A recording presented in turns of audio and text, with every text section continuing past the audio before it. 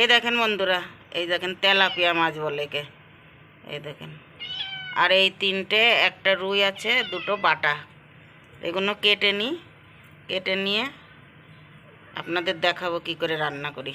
এই দেখেন বিড়াল দুটো খাওয়ার জন্য কি করছে। কোনো কাটা হয়ে গেছে, এই তিনটে কাটা হয়ে গেছে। এখন এইটা কেটে নেব। মাছ টাছ কেটে ধুয়ে বিল্লি সর, বিল্লি সর সর সর সর।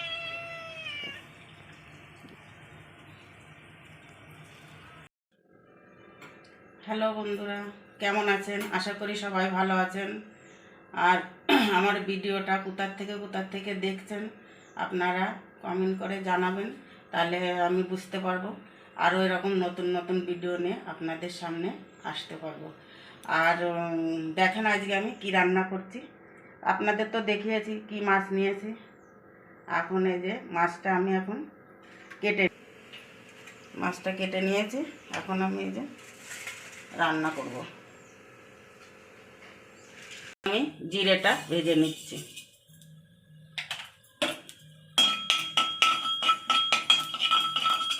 একদম সিম্পল করে করব। এখন গরম পড়েছে,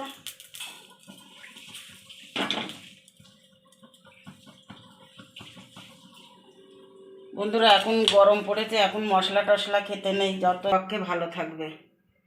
আর এই যত মশলা তেল মশলা খাবেন, একটা দুটো মাস একটু খেতে হবে, একটু হালকা হালকা শরীরের জন্য।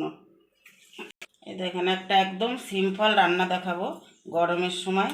এই যে আলু আর বেগুন দিয়ে এই মাছটা আমি করবো, এই তেলাপিয়া মাছ। আর একটা বাটা মাছ আছে, এই উস্তে দিয়ে আলু দিয়ে করব। এটা গরমের সময়ের জন্য খুব ভালো শরীরের পক্ষে। যত সিম্পল খাওয়া যাবে তত গরমে ভালো। আর যা এখন গরম পড়েছে, ঘরেই টিকা যাচ্ছে না। আর যারা আমার ছেলেপেলে সব ডিউটিতে যাচ্ছে, ওদের যা কষ্ট হচ্ছে, এসির মধ্যেই থাকে, আর ঘরে এসে আসতে ওদের কষ্ট হয়ে যায়। এবার সর্ষের তেল দিচ্ছি।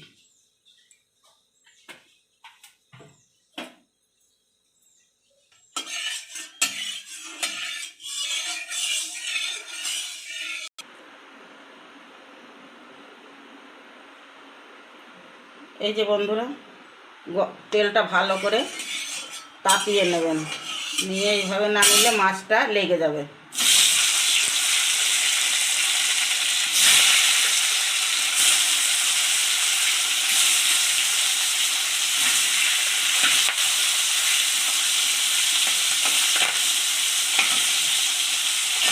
মাছ কটা আমি ভেজে নিই।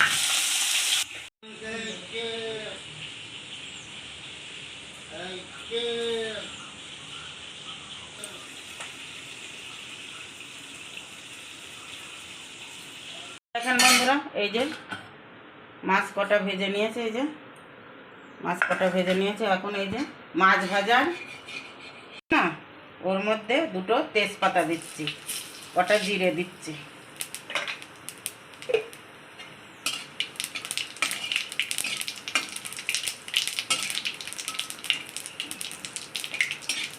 তেল ফুটে গেলে দিয়ে দিচ্ছি।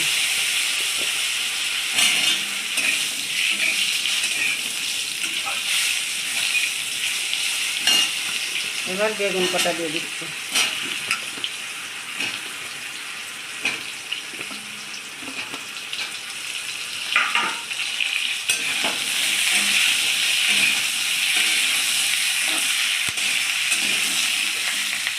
লঙ্কা কটা কাটিয়ে নিই। এই যে বন্ধুরা, এই যে কাঁচা লঙ্কা দিয়ে দিচ্ছি।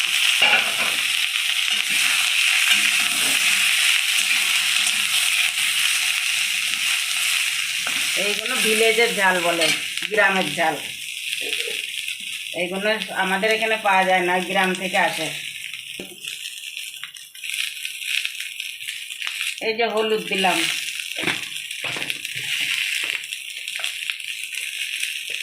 স্বাদ অনুসারে লবণ দিলাম।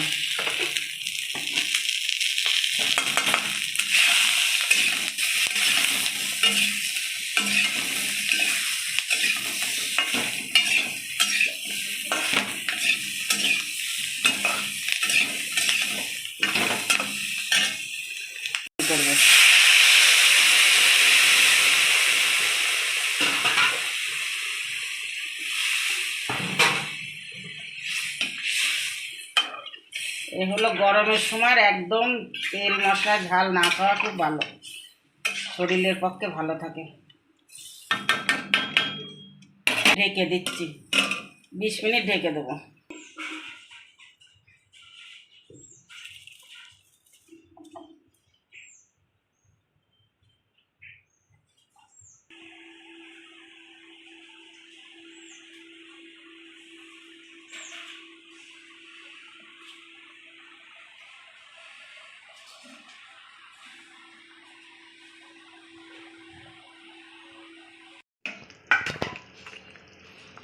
এই দেখেন বন্ধুরা, এই দেখেন বেগুন গলে গেছে, আলুটাও গলে গেছে। এবার আমি এই যে টমেটো দিয়ে দিচ্ছি।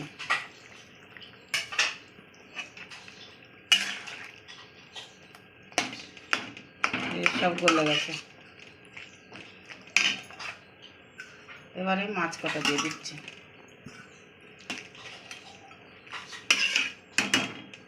বেশি সময় রাখবো না, 5 মিনিট রাখবো।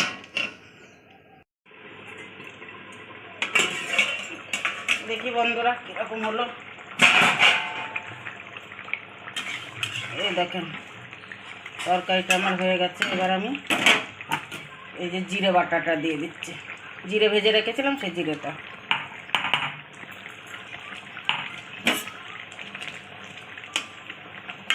এবার নামিয়ে নিই।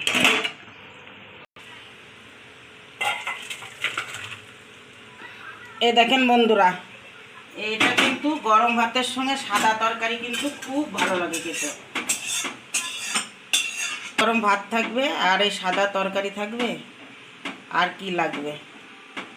তাজা মাছের তরকারি, আর কি লাগবে? আমার রেসিপিটা কেমন লাগলো আপনাদের কাছে? বন্ধুরা, আপনাদের যদি এই রেসিপিটা ভালো লেগে থাকে আপনারা একবার অন্তত ঘরে ট্রাই করবেন।